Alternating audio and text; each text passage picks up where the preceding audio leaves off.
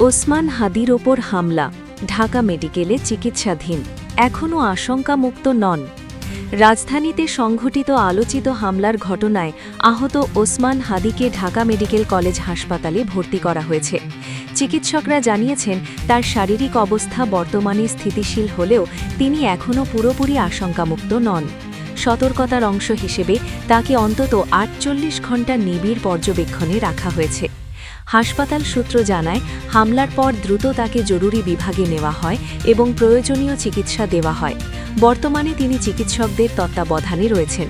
চিকিৎসকরা জানিয়েছেন অবস্থার উন্নতি হচ্ছে, তবে ঝুঁকি এখনও পুরোপুরি কাটেনি। এদিকে ওসমান হাদির ওপর হামলার ঘটনায় রাজনৈতিক অঙ্গনে তীব্র প্রতিক্রিয়া সৃষ্টি হয়েছে। বিভিন্ন মহল এই হামলার নিন্দা জানিয়ে জড়িতদের দ্রুত গ্রেপ্তার ও দৃষ্টান্তমূলক শাস্তির দাবি জানিয়েছে।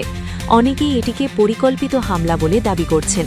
আইন শৃঙ্খলা বাহিনী জানিয়েছে ঘটনার তদন্ত চলছে। হামলার পেছনের কারণ, জড়িত ব্যক্তি ও সম্ভাব্য উদ্দেশ্য খতিয়ে দেখা হচ্ছে। ঘটনার সঙ্গে সংশ্লিষ্ট সন্দেহভাজনদের শনাক্তে বিভিন্ন দিক থেকে তথ্য সংগ্রহ করা হচ্ছে। এ ঘটনায় এলাকায় নিরাপত্তা জোরদার করা হয়েছে। পুলিশ জানিয়েছে তদন্ত শেষ না হওয়া পর্যন্ত বিস্তারিত তথ্য প্রকাশ করা সম্ভব নয়, তবে খুব শিগগিরই ঘটনার প্রকৃত সত্য প্রকাশ পাবে বলে আশা করা হচ্ছে। সার্বিকভাবে ওসমান হাদির শারীরিক অবস্থা নিয়ে উদ্বেগ থাকলেও চিকিৎসকরা আশাবাদী।